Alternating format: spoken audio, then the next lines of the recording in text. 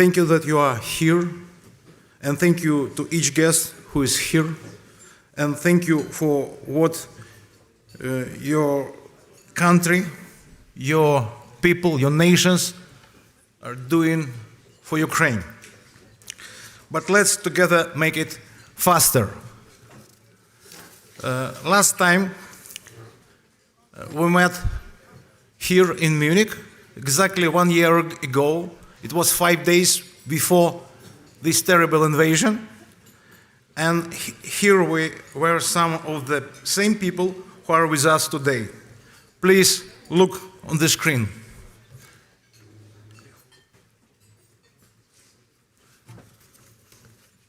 A big question is, will the Ukrainians fight? Will Ukraine be a porcupine that is indigestible by the Russian bear, or will the troops surrender and so forth? I have a pretty good degree of confidence that they are going to fight and that these partisan brigades are going to fight. Victor shared some polling results earlier that, you know, over half of those polled in Ukraine, this is half of the entire population, so everybody, half of them said, yeah, I'm going to take up a weapon and fight the Russians if they come into my country. Продовжити дієво підтримувати Україну та її обороноздатність, надання чіткої європейської перспективи, наявних для країн-кандидатів інструментів підтримки, чітких, осяжних часових рамок вступу в Альянс. Підтримати трансформації в нашій країні, створити для України фонд стійкості і відновлення і програму ленд-лізу. There is one thing that the West can easily do, and it really costs nothing, but it would be a game changer and would send the strongest possible message. It's granting Ukraine the status, the European perspective, and even the status of the candidate country right now.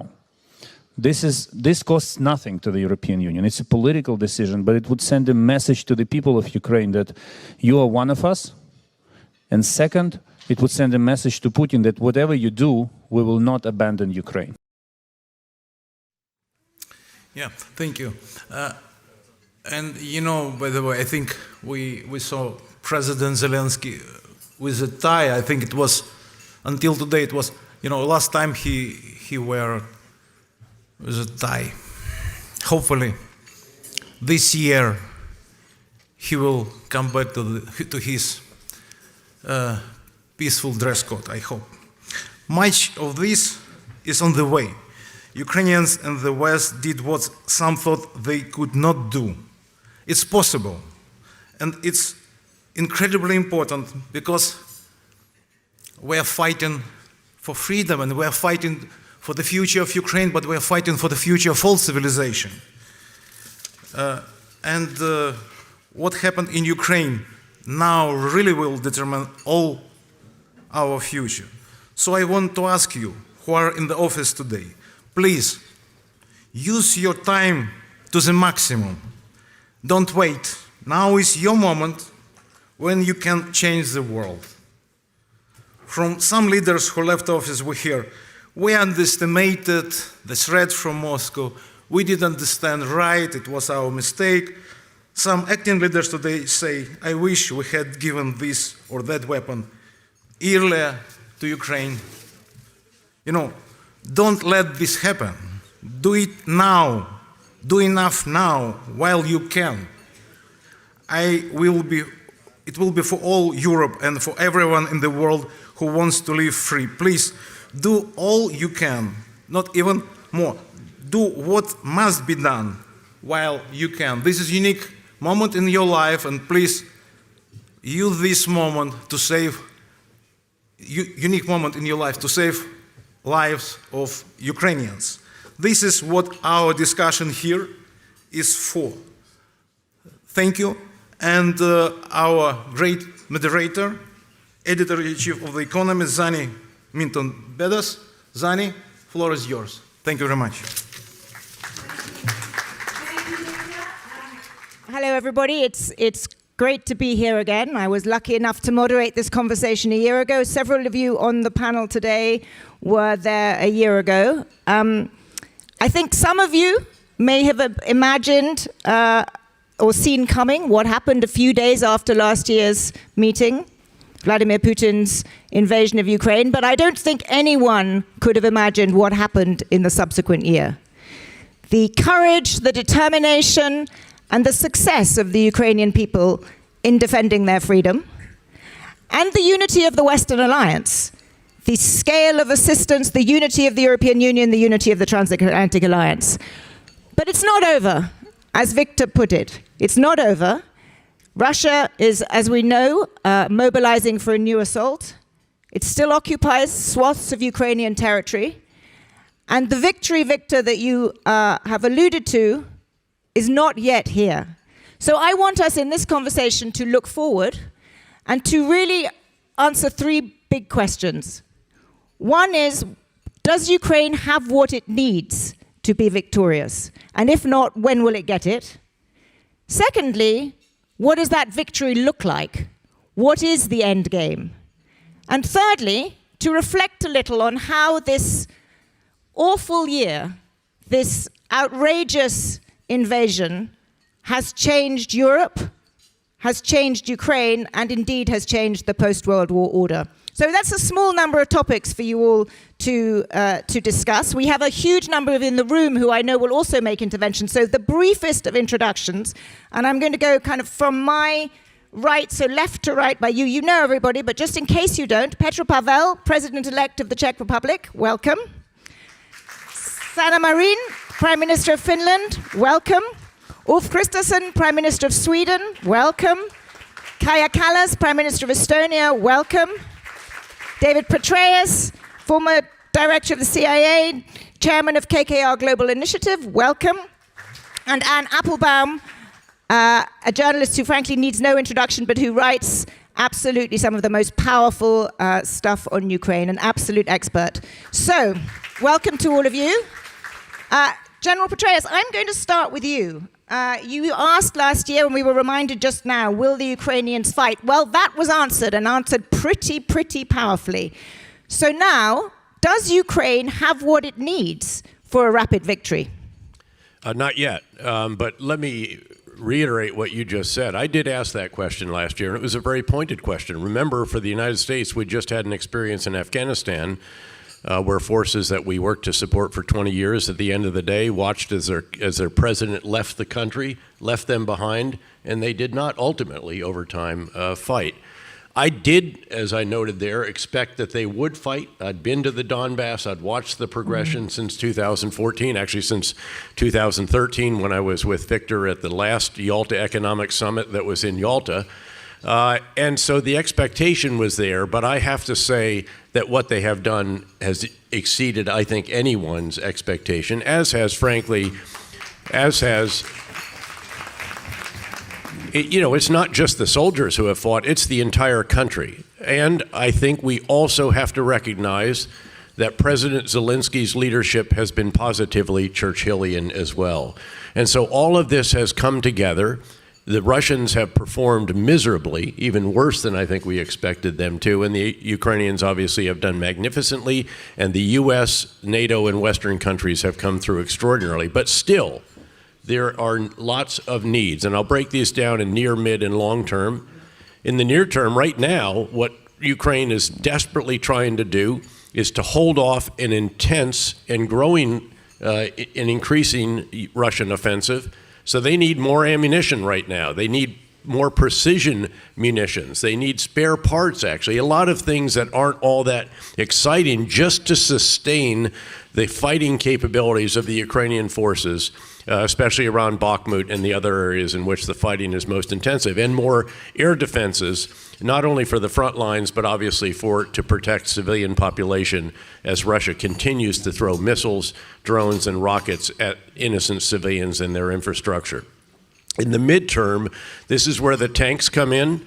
They are being provided. I do believe that they will be ready with the additional infantry fighting vehicles, longer range precision munitions that will take it from 80 kilometers out to 150 kilometers. more drones, but most of all, additional training, which is being conducted right now in Germany and other locations to enable the Ukrainians to do something the Russians have not been able to do. And this is something to watch very carefully. It is that they will be able to achieve combined arms effects. In other words, not just running tanks down a road and they run into the infantry and they stop. This is now tanks supported by infantry with artillery keeping the enemy down, engineers to reduce obstacles, air defense to keep their close air support off them, electronic warfare to jam the enemy, logistics right up behind them, and all the rest of this. And I think they're going to do that, and I think that will enable them to crack the Russian forces in the south and to maneuver around many of the obstacles once they crack that, and to break the Russian ground line of communication that enables them to support Crimea along that way. Then longer term, obviously, this is where Western aircraft come in, and this is inevitable. So to any of the parliamentarians or any members of my own U.S. Congress, this is a must. There are no more MiG-29s or flankers out there. It's time to get on with the decision to start training on F-16s or Eurofighters, not just the pilots, but more importantly, actually the people who will maintain them.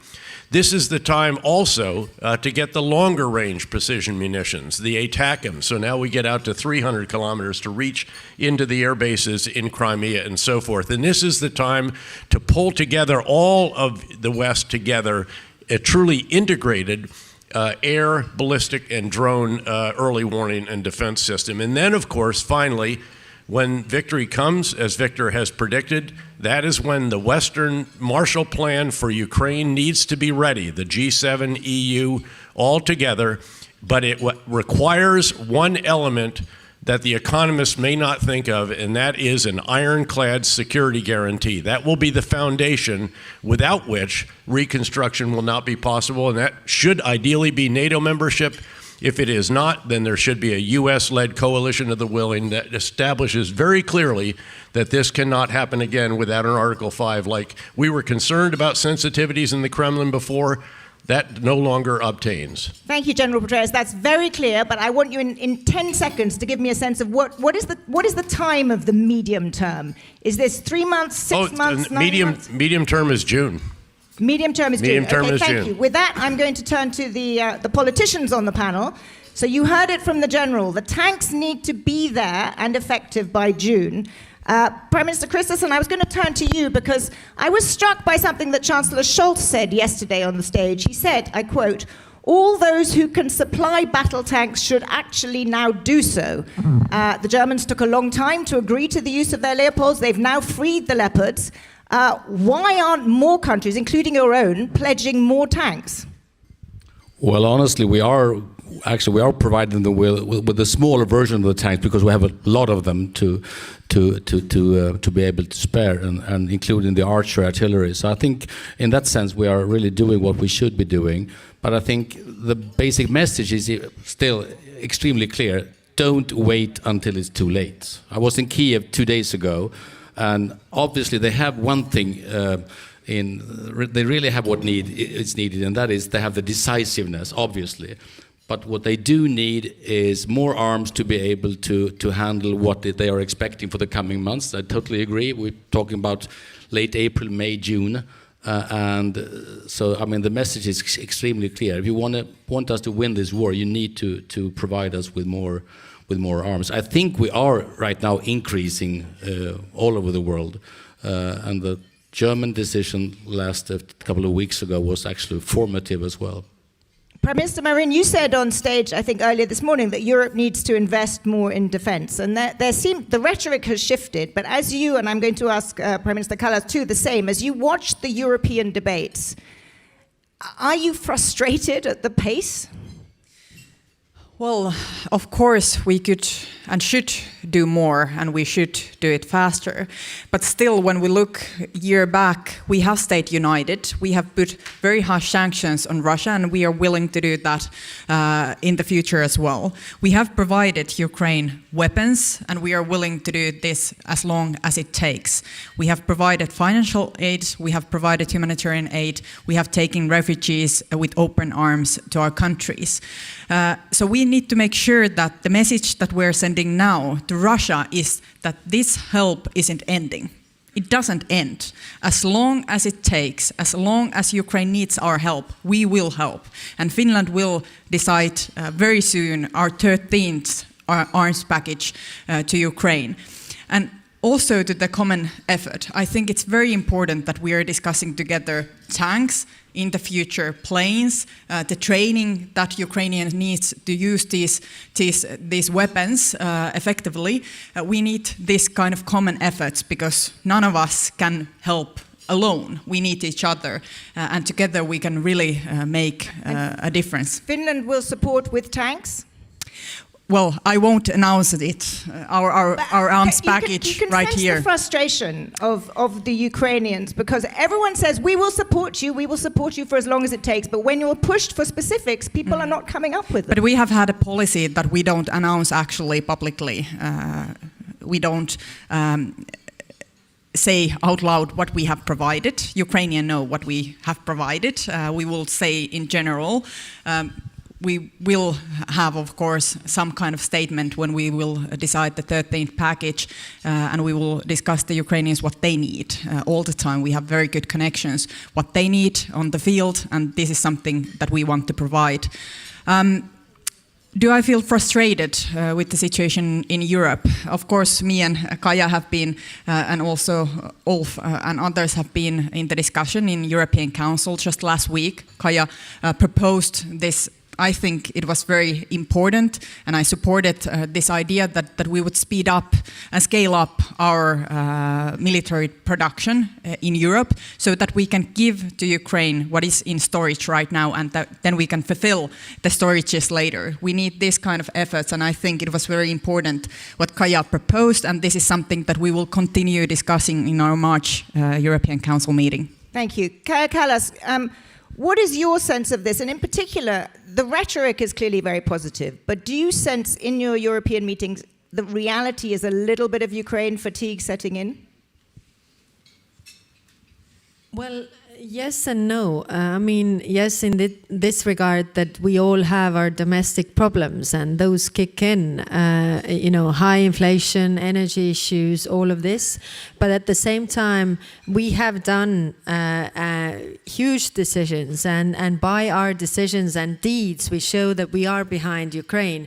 I mean, we have done huge military packages and are continuing to provide military aid. And what Sanna was referring to, I made a proposal last week that we could, provide funds to the European Commission or European Peace Facility, and they would procure directly from the defense industry, and it could be sent directly to Ukraine. So we could actually speed up the process. And today I had meetings with the defense industry as well, and I asked them, so, I mean, why aren't you speeding up the production? I mean, everybody is saying that, we are increasing our defense expenditure to already over 3%. Countries are doing the same, plus we are providing Ukraine military aid. So why aren't you producing? Russia is producing in 3 shifts, and why isn't European defense industry doing the same? And they say that we don't have the orders. We don't have the orders, and if we don't have the orders, we can't make the investments. So that's why, the process that we could do the same way as we did with vaccines, we do it together, we could do it directly, then the defense industry has the orders, they could produce and start. But still, I would say, and I said today also to the defense industry, I mean, read the signs. This is not going away. We have to support Ukraine further. Then, even if the war ends, or when the war ends, it doesn't mean that we will not stop procuring ammunition, because the threat is still there, and everybody is boosting their defense. So don't worry about, you can make the investments now and start to produce. It's a little chicken and egg, though. The defense industry is waiting for the orders, and you are saying produce. But you know, it's a market economy, and I've been in private practice for most of my working life, and you read the global trends and European trends, and if you read the trends, you can clearly see that there is a demand for ammunition, military equipment. So I would read the room and start to produce now.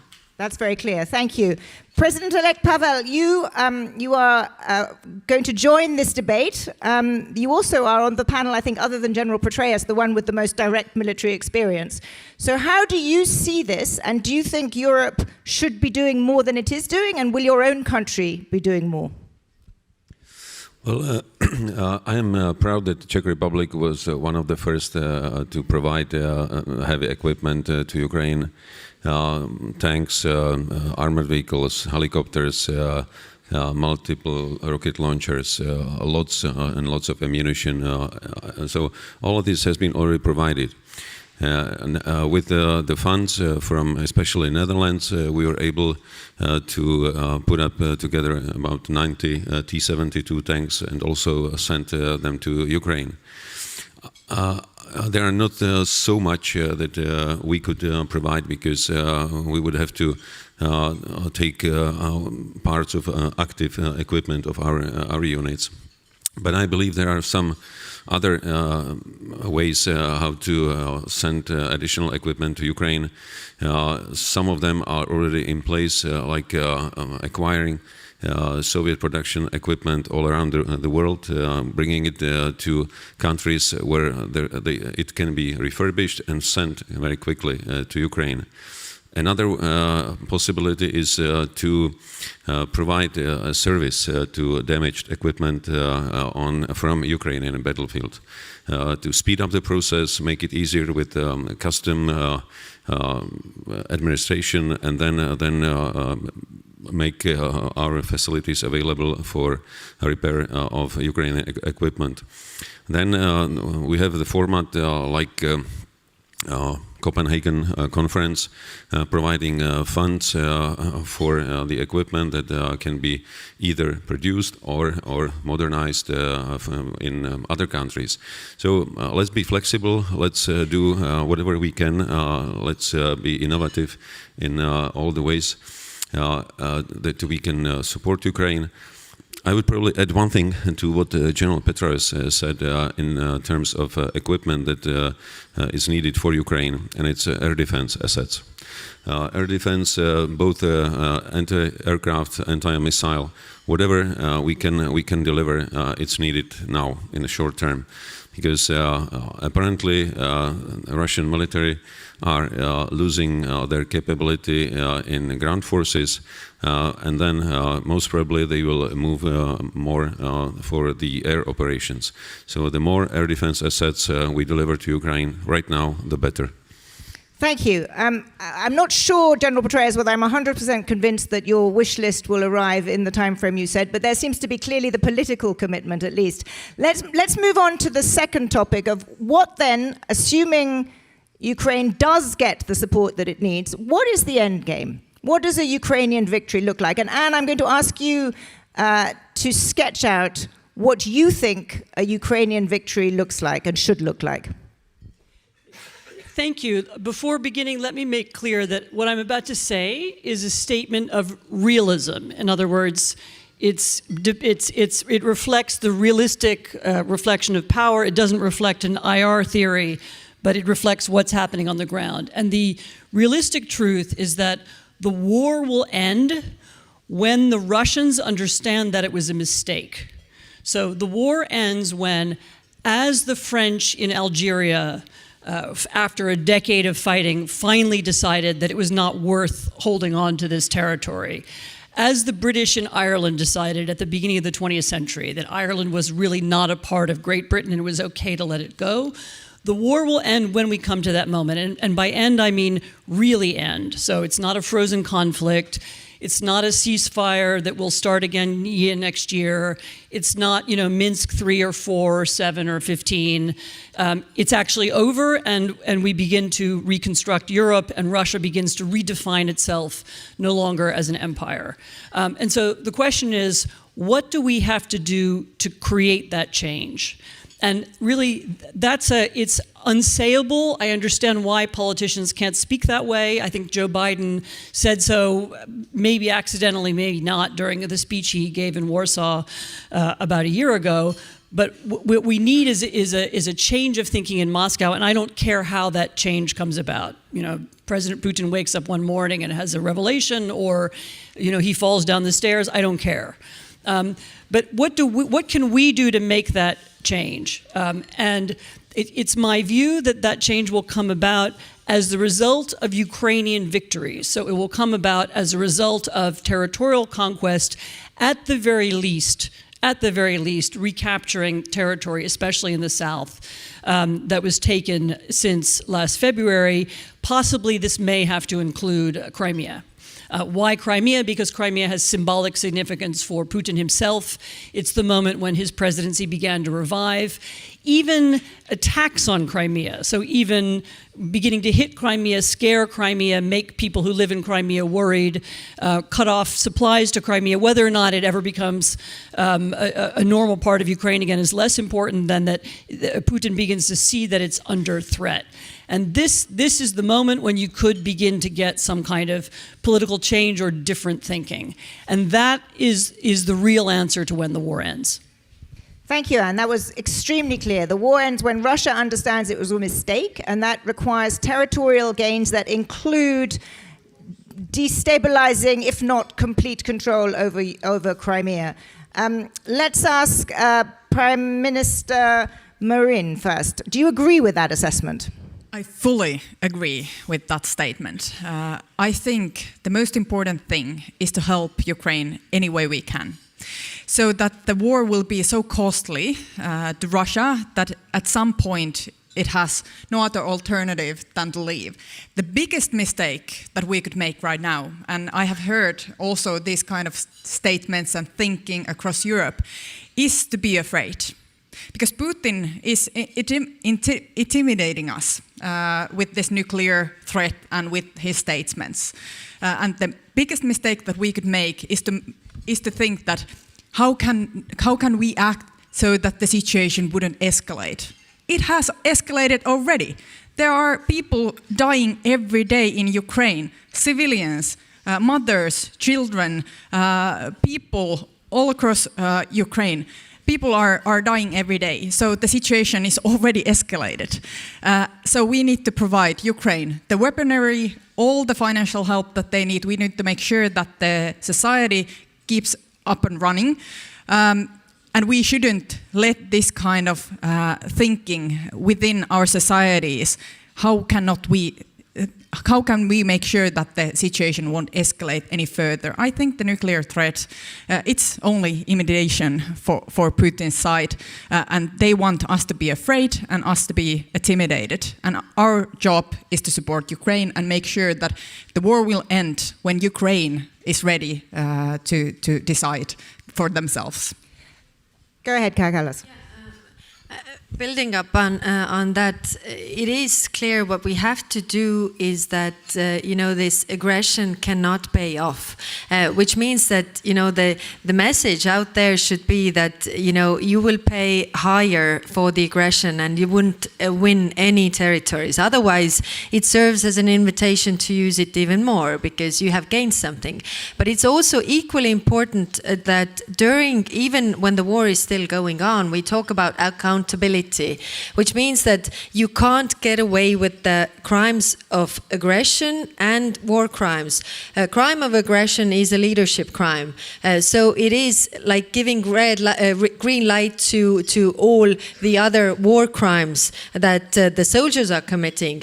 And this is very important that we work on this, that there is a separate tribunal, that we work and there is no impunity and no immunity for the crimes of aggression. That means the leaders also. And this is also important because it is relevant for the sustainable peace. Nuremberg Tribunal, what was one of the positive sides of it was that the German people actually got to know of the crimes that were committed. And we know that history repeats itself because Russians don't really know the history. They don't really know what their people and their country has done to other countries. And if that keeps on repeating itself, then we will see more wars and more not the sustainable peace, really.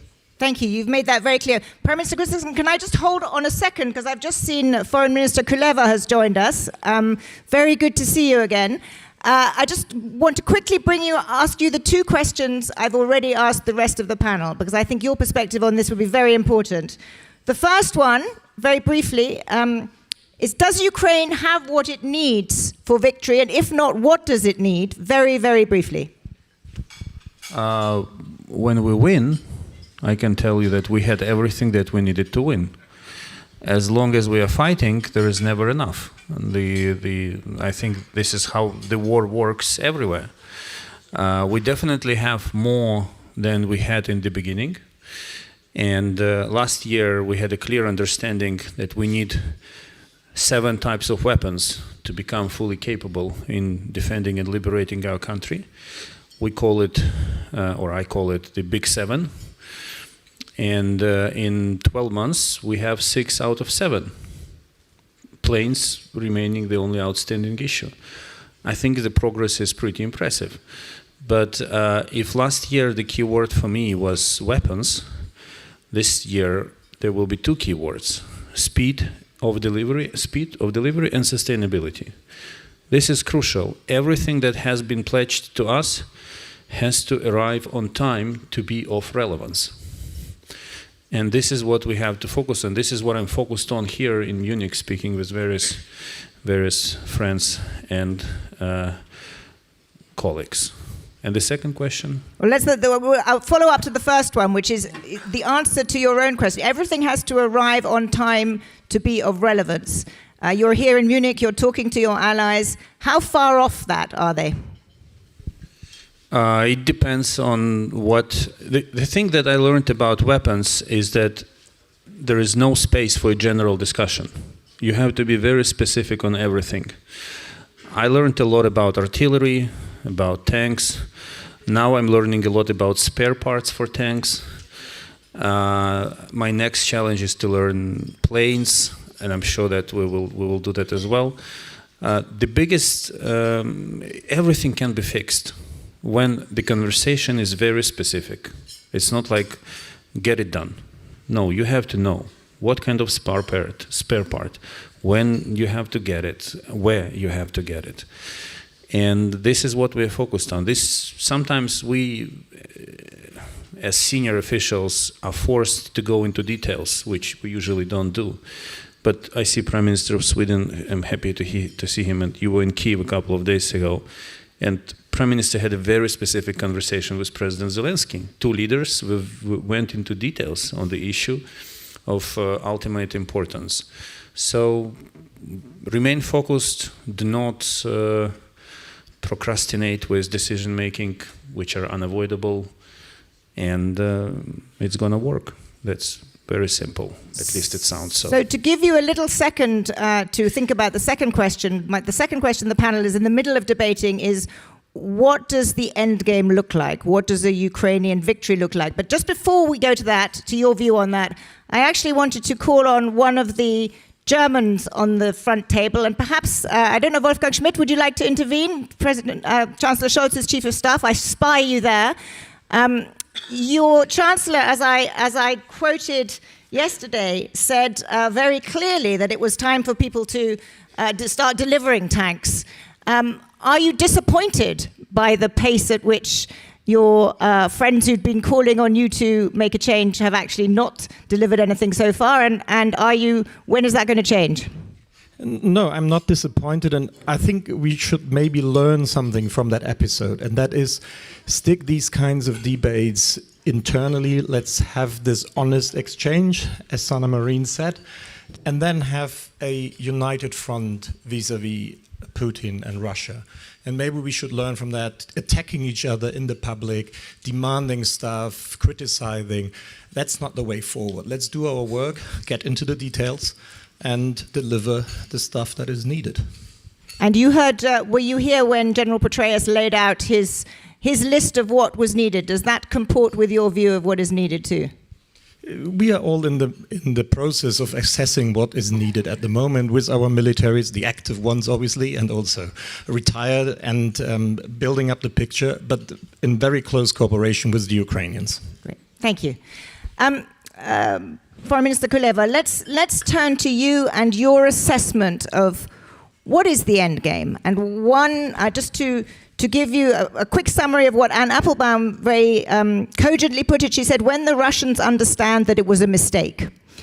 But is that an end game that results in a peace agreement? Does it result in a frozen conflict? Does it result in an armistice? What is your assessment of what that end game is? Every war has two end games. The first one is when guns are silent and the enemy leaves your territory. And for me, this short end game, I don't know how much time it will take, but this is the short end game. It's the full liberation of Ukrainian territory. There will be no contact, no other contact lines. There will be no concessions on territory. We've been there, we've seen it, it didn't work. Full liberation, that's point one.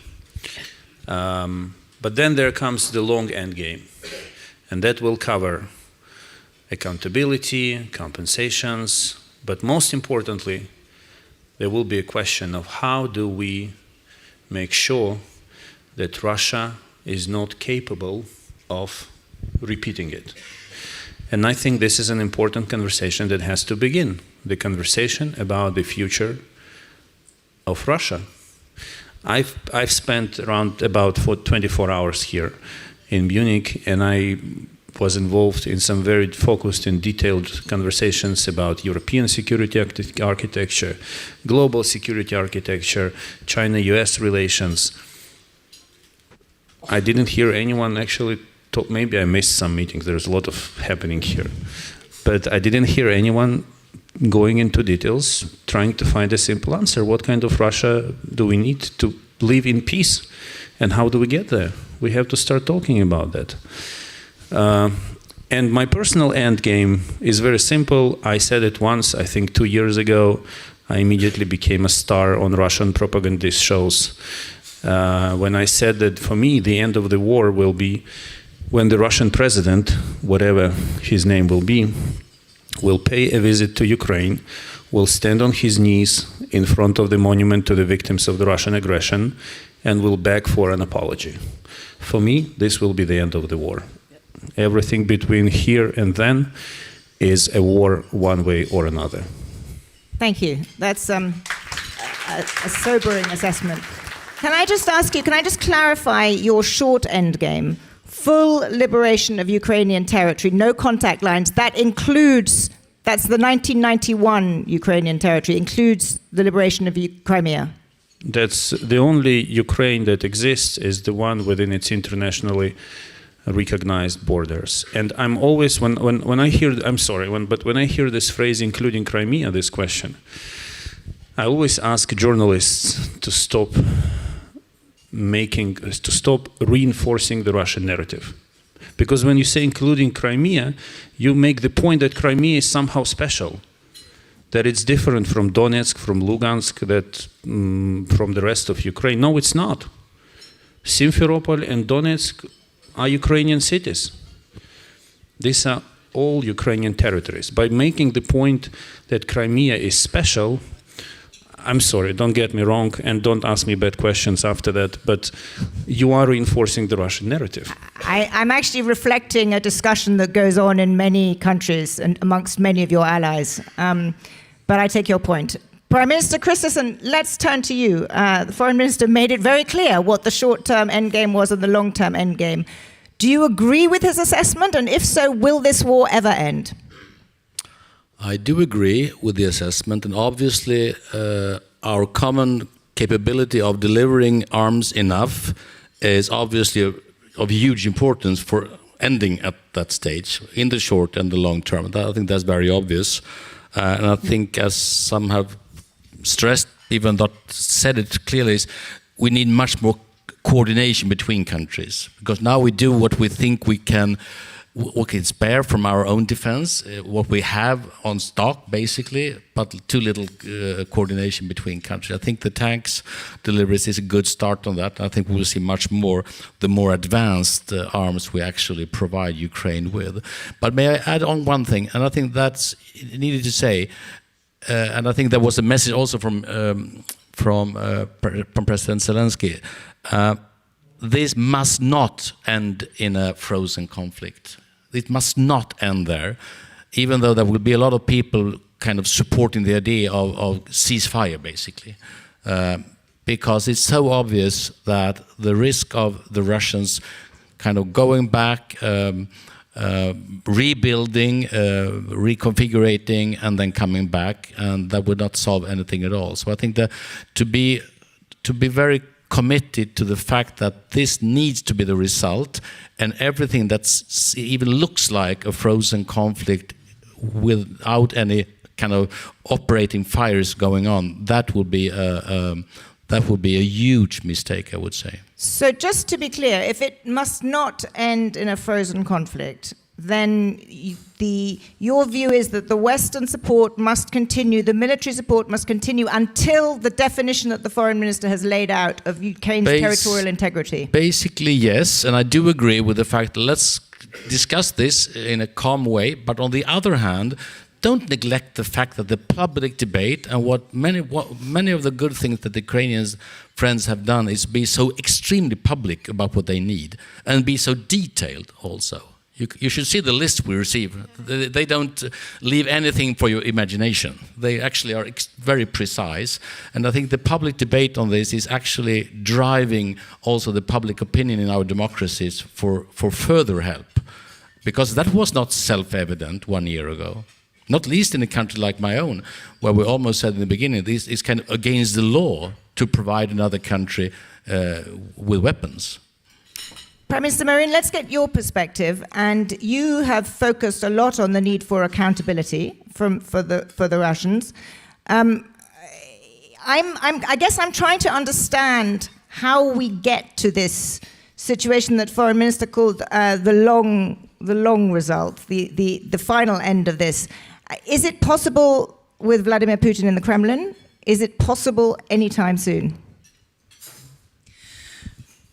Well, I think I understand that we also need to discuss about Russia and the future of Russia. But right now, I think the more important thing is to focus on Ukraine. And the end game, the long-term end game for Ukraine, I would like to see Ukraine part of European Union, member of NATO, really part of the West, the democratic world, where it belongs, where it wants to be. So we need to make sure that the end game for Ukraine is a prosperous nation, good, prosperous nation where people can live their lives happily, where children can get education, where they can export wonderful things, where they have a very good industry and economy.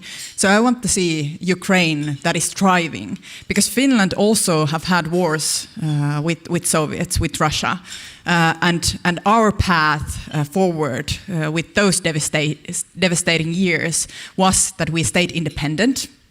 And we built our nation, the welfare state it is today. We are a member of European Union, and we will become member of NATO. So I want to see that kind of future, a bright future for Ukraine and Ukrainian people.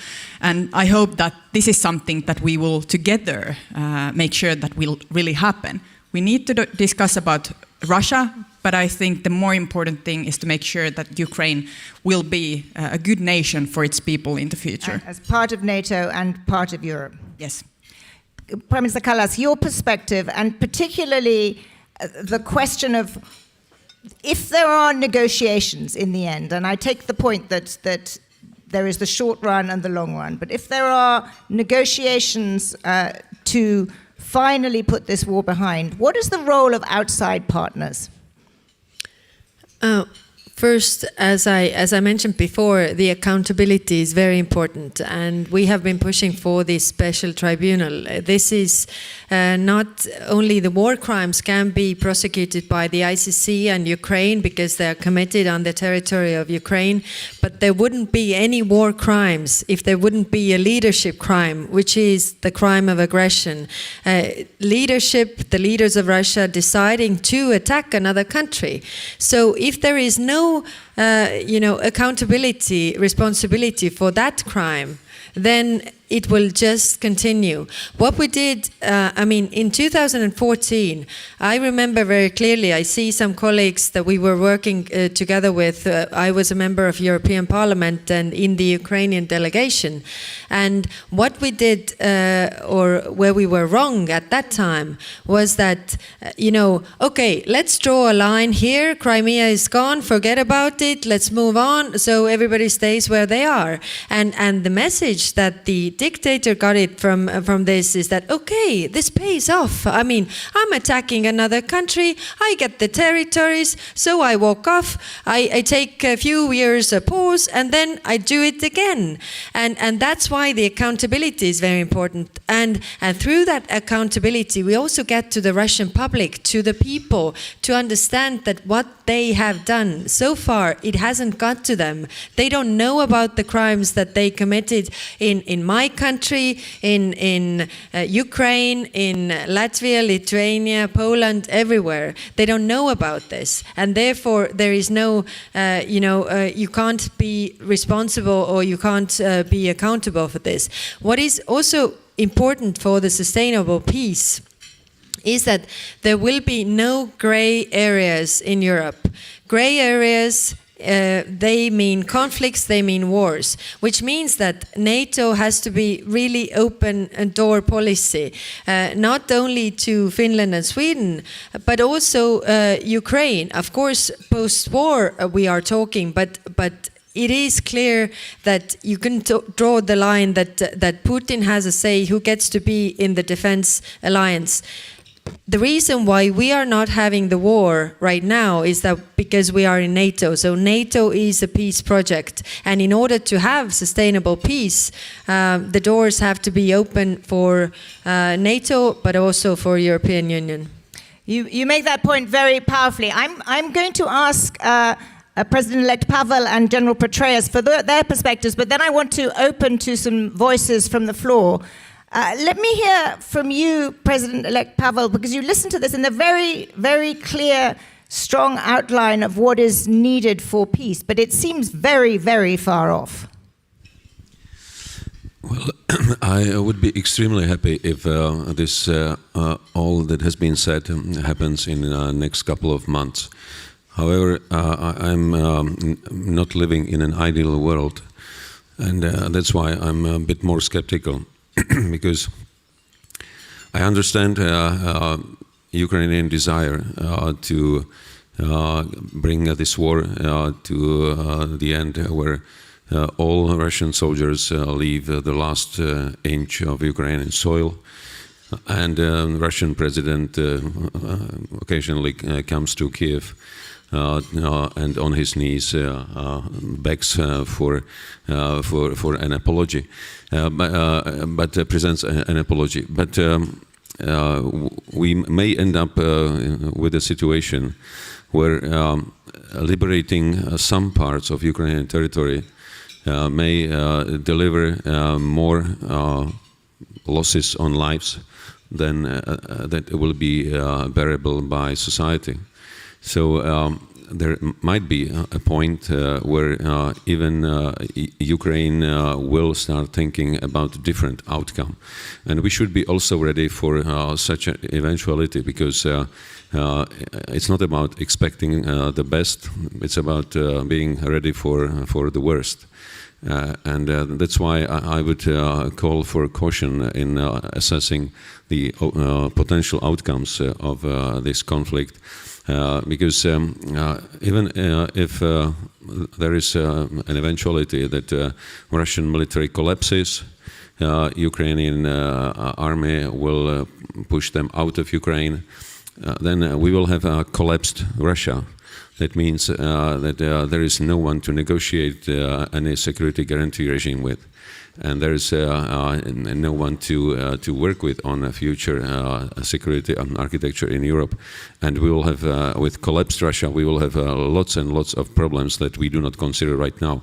So I think it is much better to be realistic, hope for good, but be ready for worse. Thank you very much. General Petraeus, your perspective, particularly, do you agree that a frozen conflict is no solution? And I'm just reminded of what's going on in... I do agree with. It cannot be a frozen solution, but there... And I share the reservations, the cautions of my fellow retired general who served NATO so effectively and brilliantly as the chairman of the NATO Military Committee in his last assignment before entering the murky world of politics, and I congratulate him on his victory. I do, again, share those reservations. I think there is some possibility of a negotiated resolution at some point in time, which would be reached when Russia realizes that the war is unsustainable. So I'm very much with Anne that this has to be conveyed, and it's conveyed in two ways. It's not just on the battlefield, where Russia has already taken many times the losses in a single year that it took in a decade in Afghanistan, which was unsustainable for the then Soviet Union. It has to be conveyed on the home front as well. So there's got to be, the political leaders have got to really ratchet down the personal, financial, and economic sanctions and export controls. And you talk about detail, you've got to attack every supply chain for every major industry that's supporting the war effort. And you have to go after those. Again, unsustainability means in the minds of Putin that he literally cannot continue this war. Now, where the war is at that time, I think remains to be seen. But I think and then the caution that at some point in time, there could be some potential where you get a Marshall Plan, you get membership in NATO, and the bombs and missiles and so forth strike. I'd like it to be when it's Ukraine whole and free. But again, with my fellow retired general, I'm not convinced that may be the case. I hope it is. But that's what we should be enabling them to do. Yeah. Thus far, there has been, tremendous Western alliance unanimity on sanctions, but they are not really working that well. There are many, many countries in the world that are not applying them, and that's presumably not going to change. So I'm not sure how much you can expect. It has to change, Zanny. Again, the economy was only down by 3.5% last year in Russia, GDP. And this year, the IMF says it might grow 0.5%. That's unacceptable. And the political leaders have got to figure out how to do this. The Deputy Secretary of the U.S. Treasury is running this. He's a brilliant guy, Rhodes Scholar and all the rest. And I think they can do much, much more and do it much more effectively. So that has to happen on that front. We have to do all that we can to enable them to achieve what they can. The one dynamic I am watching for, in which I hope to see, is that the Ukrainian forces, by achieving combined arms operations and effects and maneuver, and I've seen this during the fight to back, I'm one of the few in this room, actually, with Ben Hodges. We invaded a country. I know what this takes. And if they can get that kind of momentum going, it's terrifying to the enemy. And then you could see the Russians start to crumble and maybe even collapse, at least locally, and then perhaps more broadly. Again, the casualties that they are taking are just, they're beyond comprehension to someone. The worst month we had during the surge in Iraq was 143 losses. They're taking 6 times that in a single day. But Vladimir Putin doesn't seem to care about how many lives he loses. There are lots of questions. I want to get a few comments from the floor, and then we're going to come back to all of you, particularly Anne, who has not had the floor enough. I'd love, first of all, to hear a view from Dmytro Anashin, who is a true Ukrainian war hero. Dmytro, would you like to give us your perspective on what is at stake? You have been absolutely at the heart of this. Доброго дня. Hello, it is true that a lot of discussion now is around time, that we have to wait, we have to see what will happen later and how the situation will evolve. Just 1 minute for them to take on the headsets. Yes. They need time to take the headsets on, right?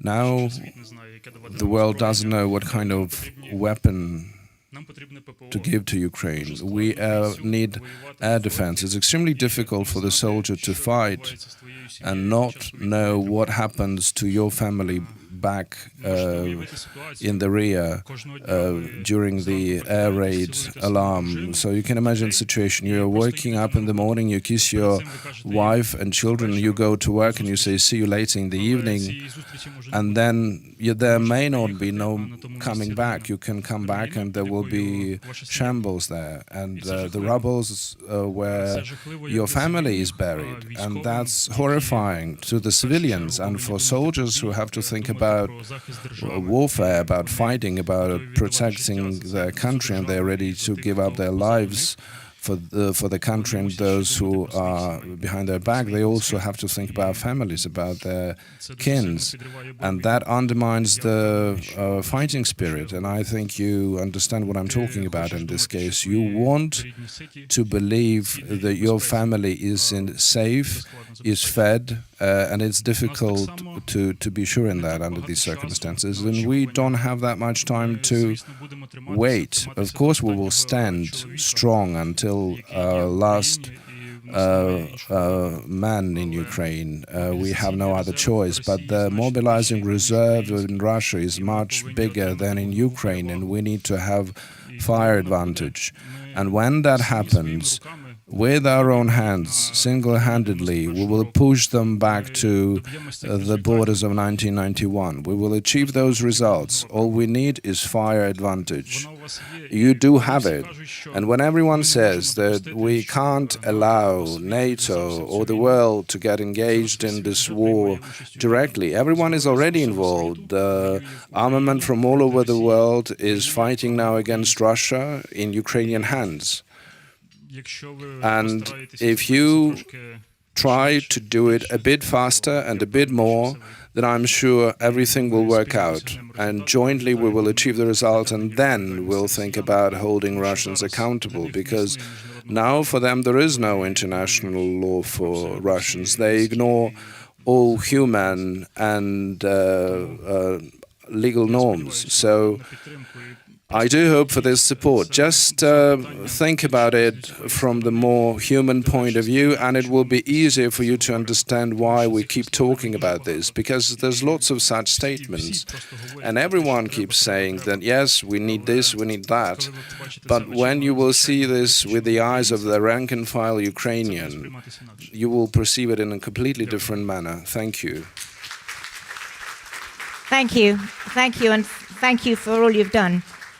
I'd like to get one more perspective from Ukraine. The Speaker of the Ukrainian Parliament is here, Ruslan Stefanchuk. Could we also hear from you? Thank you.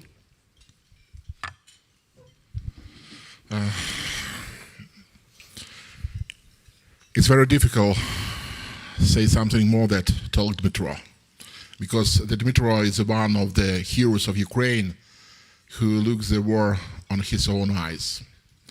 And that you're talking about here, that's a real speech of real soldier, of real Ukrainian, a real hero of Ukraine.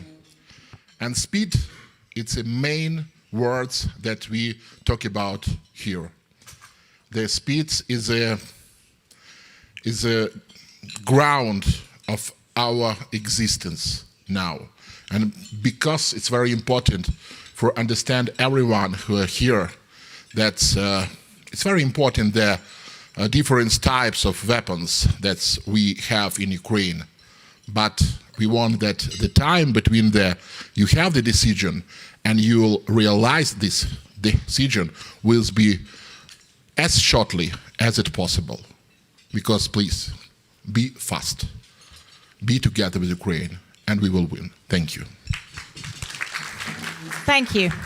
Thank you. That's very clear, and I see from the nodding on the panel, very well taken. I'd like to get a U.S. perspective. I believe Congressman Neil Dunn is here. Congressman, would you like to offer a perspective on what you've heard, and particularly on what your sense is of the end game?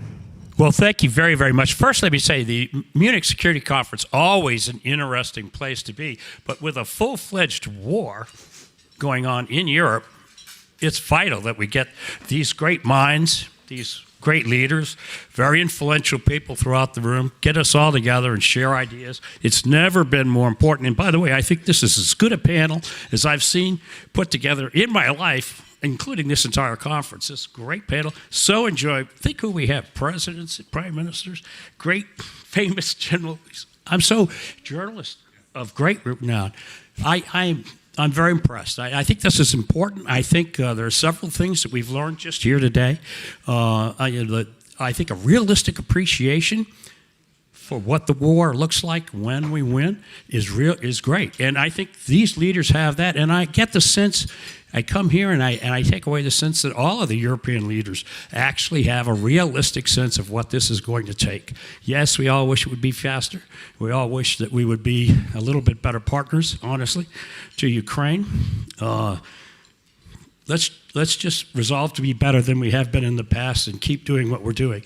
And let me say the other thing that the whole world has learned in the last year is that the Ukrainian people are unbelievably brave, unbelievably persistent, and retain in the worst situations their sense of compassion and unity with each other, and they deserve nothing less from us. And I thank you so much for convening this very panel. Thank you, Congressman. Can I just ask you to reflect on two things?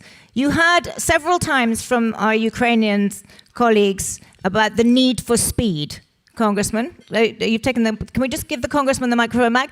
The need for speed. Do you think more can be done to be speedy? And secondly, can everybody in this room rely on sustained U.S. support?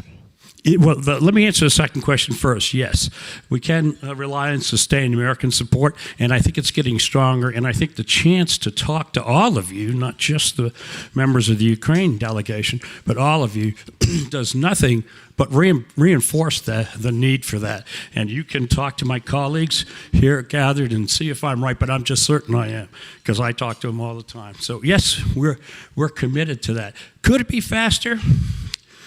In my youth, I was a soldier. Yeah, it could be faster. It's never been fast enough. So yeah, it's important that we speed this up. And we know we can speed this up. And I think this panel has made some excellent suggestions on just that. I know that Prime Minister Kalais has told us again and again, there's ways to speed up the industrial production. We know what we need to do to get industry kind of into gear. Let's do it. Let's do it. And this is spending, by the way, that is infrastructure spending when you build up your national security forces, and it's non-inflationary. Just a couple of economic points, huh? Thank you very much, Congressman. Let me now turn back to the panel, and Anne Applebaum, to you. You laid out a very clear definition of what, in your view, the world needed to look like when this war ended. First of all, can you give me a sense of a time frame in which you think your own vision will be achieved? And secondly, how do you react to what President-elect Pavel said when he said there is a risk that there is no Russia with which that it would have resulted, I'm putting words into your mouth, but to the breakup of Russia? So, first of all, we're now in the realm of black swan events.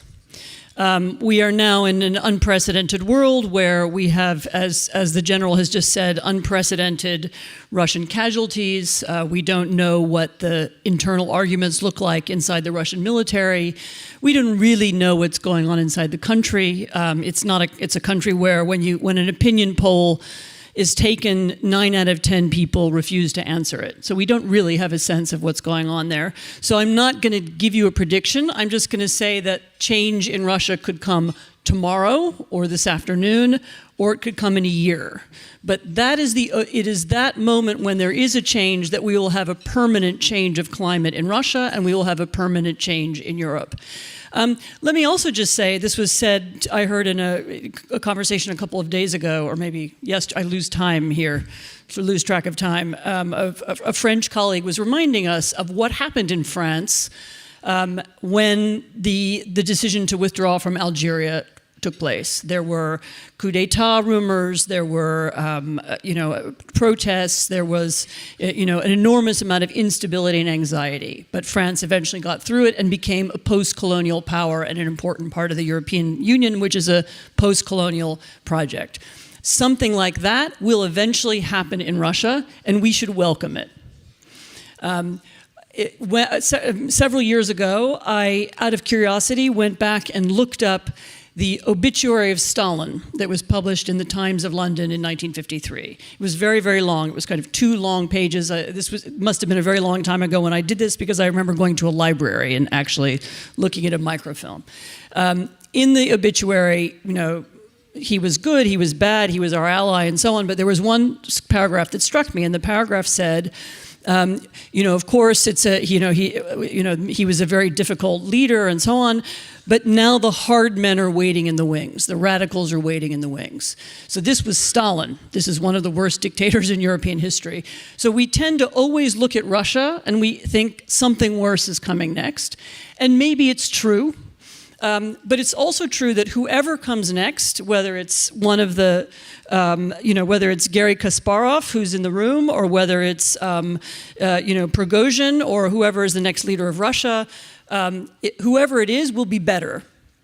He will be better because it will not be his war, and because he will not have the kind of authority that Putin has. So he will, particularly if it's a military leader, he will be weak. So change in Russia is to be welcomed. It is an inevitable part of this process. And as I said, it's how the war will end and how we will eventually achieve some kind of stability in Europe. And it will happen. Thank you. Kaja Kallas, you wanted to weigh in on this. Yeah, I wanted to take up on that.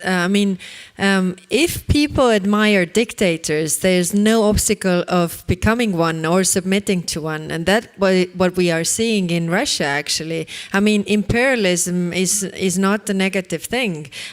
They have defined themselves through being the masters of all of us that are actually not Russians. So for me, it is not that easy, because when Putin attacked Crimea,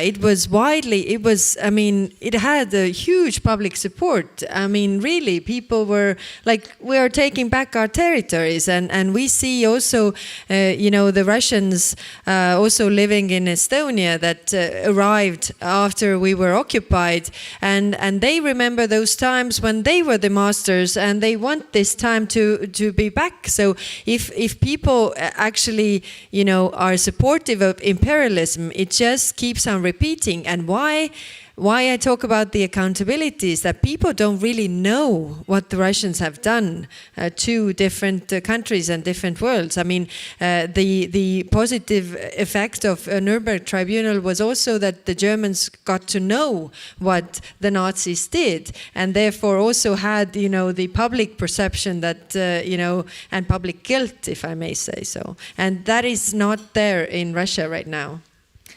I want to get to everyone. Okay, so Prime Minister Marin, we'll get to you first, and then I want to ask the panel about how they think what not just Ukraine and indeed Europe looks like after this. But give us your perspective first. Well, I think it's very important that at this stage and time we are also preparing for a window of opportunity, so that we are discussing together with Ukraine, with us Europeans, and also our close partners, trusted partners in the United States, if there will be window of opportunity to be present? Are we ready to act on it? President Zelensky has proposed a 10-point peace plan, and we are supporting this approach, and hopefully everybody is on board. And I also want to thank United States for your leadership and for your effort during the war. We couldn't manage as Europe alone without United States and the help of our closest partners. And this needs to be said out loud, and I'm very happy also of the Vice President Kamala Harris's speech today, and she also told that the support won't end, even though there might be political changes in the future. Nobody knows. We live in democracies. But the support won't stop. And this is a very important message, and it should be the message of the whole Munich Security Conference, that whatever it takes, how long it takes, we will support, and that support won't stop. Thank you. Let's turn. There seem to be there are many questions about what the world looks like after this, but I think there are two key ones, and perhaps Foreign Minister Kuleva, will start with you. What is the nature of the security guarantee that Ukraine needs, and the actual support for that? And secondly, what is the nature of the economic assistance it needs? And it is. Everyone says we will support for as long as it takes. It's easy to say that. I'm sorry, I don't mean to, but it is easy to say that. But in practice, what is the minimum effective security guarantee? What is the economic requirement? And are you confident, Foreign Minister, that your allies will provide both? Well, the best security guarantee, not only for Ukraine, but for Europe as a whole, is Ukraine's membership in the EU and NATO. And an answer to the question how Russia will look like. And I firmly believe, maybe I'm dream too much, but I firmly believe that you cannot solve today's problems without having a vision for the future you are fighting for. And this is why the conversation, I've heard many times, including now, this argument. This is not a timely debate. Let's focus on something else. NATO is not on time, is not a timely debate. Let's focus on something else. NATO is timely debate. Because if we had had this debate years ago, we probably would have been discussing something else today. The same goes for, but what happens between now and membership in NATO is an issue for a discussion. And we have this Kiev Security Compact as a document that basically describes options of security guarantees of what could be done.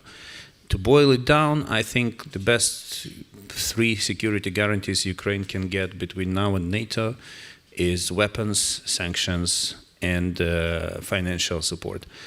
I don't have numbers, I'm not good at math, I don't know how much money we need. Well, I know, but I don't want to say it. But yes, there is a lot of money, but what is at stake is much, much higher. And whatever the price of supporting Ukraine is, going at war yourself will be far more expensive. And the last point that I want to make, I don't know if I will be given another kind of round, so 30 seconds. I listen carefully to many friends, and I think I see one intellectual trap that we have to overcome. It's important, while supporting Ukraine, also to believe in Ukraine and not to prepare Ukraine for the worst. Every day, we in Ukraine make many decisions which require a lot of responsibility. We do not, future of the country, of soldiers, depends on decisions that we have to make. We know how to be cautious. But when you support us, do not prepare us for the worst. Because there is no difference then between telling Ukraine must concede and Ukraine may have to concede. It makes no difference to us. This is a very important point. We have to believe in victory, because if you don't believe in victory, you never win. We have to be rational, we have to be systemic, but I don't have to remind you that a year ago here in Munich, very few people believed that we would even survive. Believe in Ukraine and support Ukraine, and we're going to win, and you all are going to win. Thank you. Thank you. Thank you, Foreign Minister. That's a point very well taken. Prime Minister Christensen, let's just return to the question of NATO. You have your own issues with NATO membership. So perhaps you'd like to comment on those, but maybe you could be clear, should Ukraine be a member of NATO? Absolutely. Absolutely. And before that happens, one necessary precondition for that is nothing resembling a peace, so to speak, with restrictions on Ukraine's right to self-determination, because that is obviously what Russia would like to have, regardless how the peace, so to speak, would be looking at. But just one remark on parallel to the strong support for Ukraine, there is always a slight counter tendency to kind of be realistic. And I think we need to go back 1 year. To be realistic 1 year ago was absolutely not be sitting here today and seeing what we have seen. So this be realistic is sometimes very narrow-sighted. In that term, you really need to believe in what you are doing.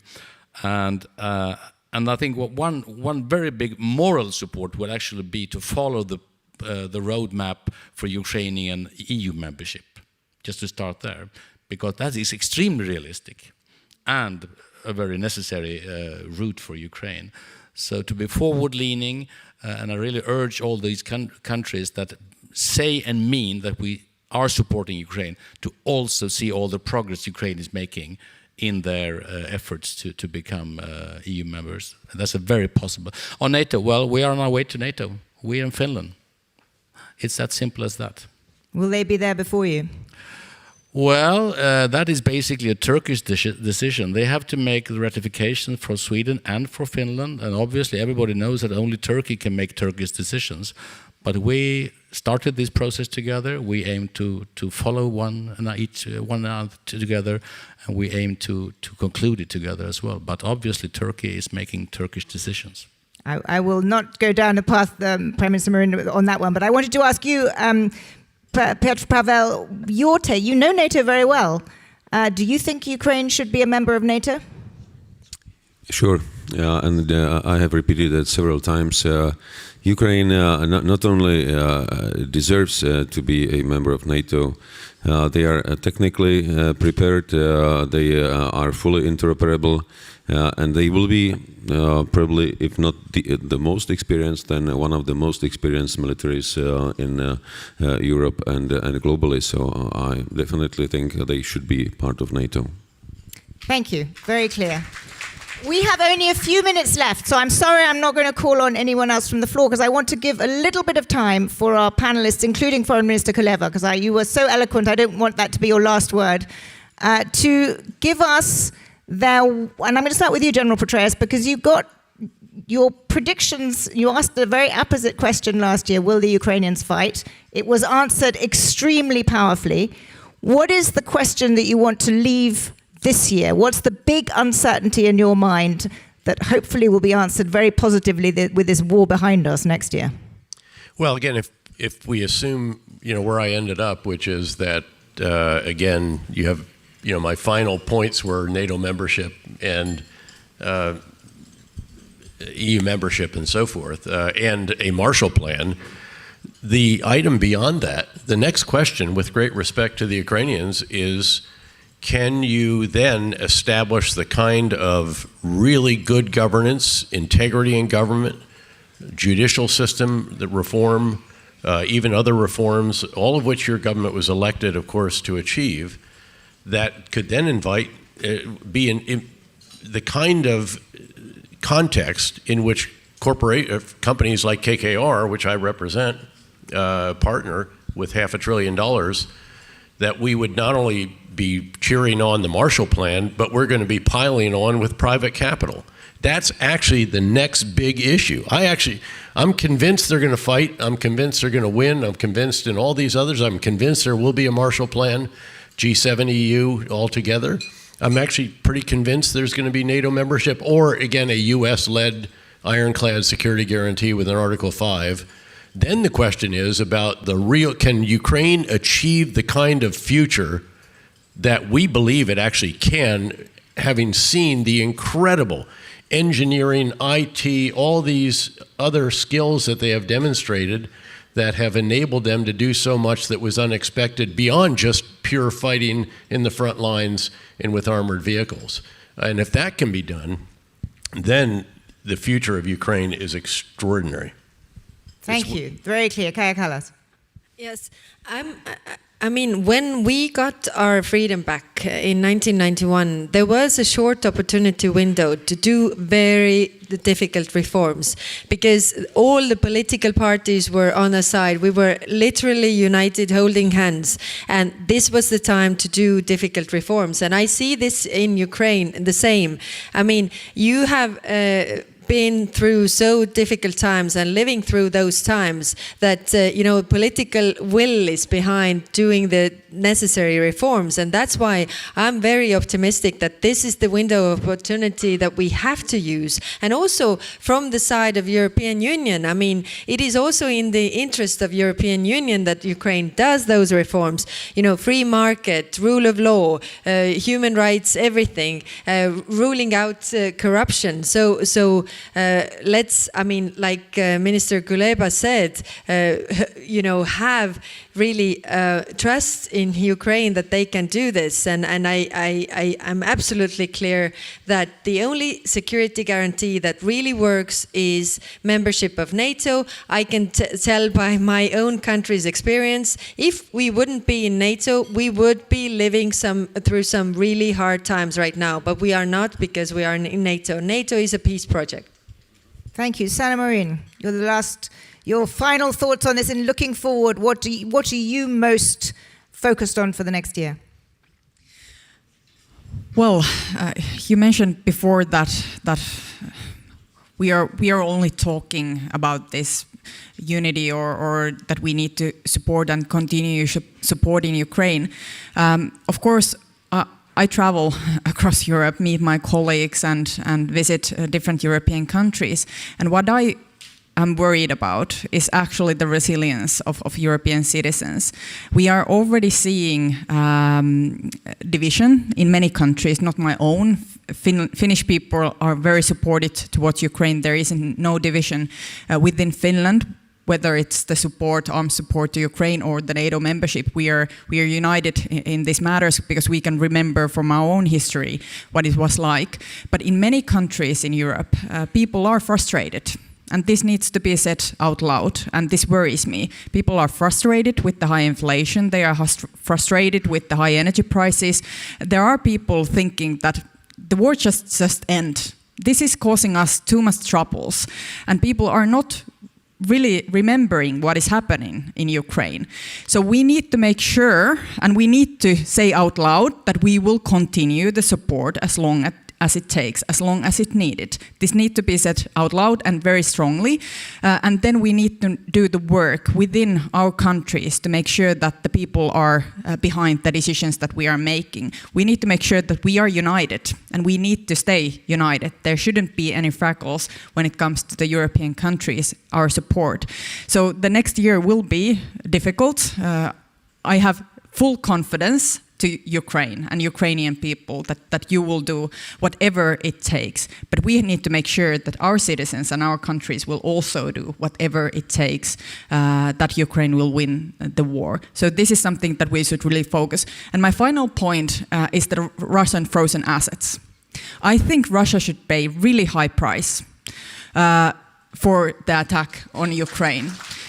There are 400 billion euros or dollars frozen assets, Russian frozen assets. All of this should be used in Ukraine. Rebuilding Ukraine, helping Ukraine to rebuild all the demolish that Russia has created. So there needs to be find legal ways how to use these assets. This needs to be done because there has to be a very high price for Russia on the attack. If they can get away with it, then they can only repeat it. So high price for Russia, and Russia really needs to lose the war, so that history don't repeat itself anymore. Thank you. That's very clear. We have literally a couple of minutes.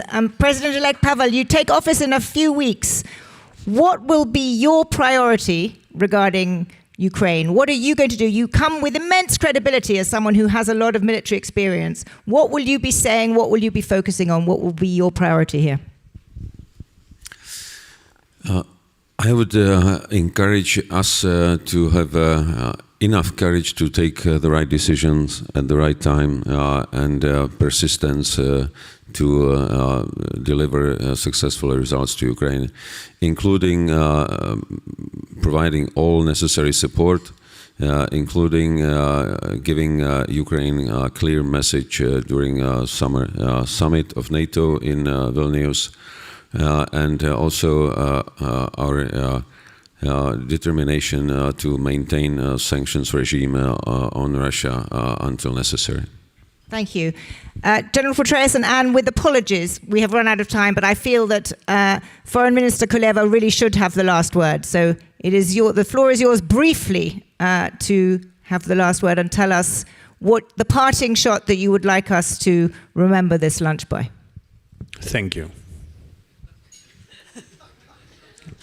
To all of you. Thank you for everything you have done, and thank you for everything you will be doing. When we are united, trust me, even skeptics and rationalists or whoever, whatever you call them, there is nothing that can stop us. So thank you. Thank you. Thank you all. Thank you very much.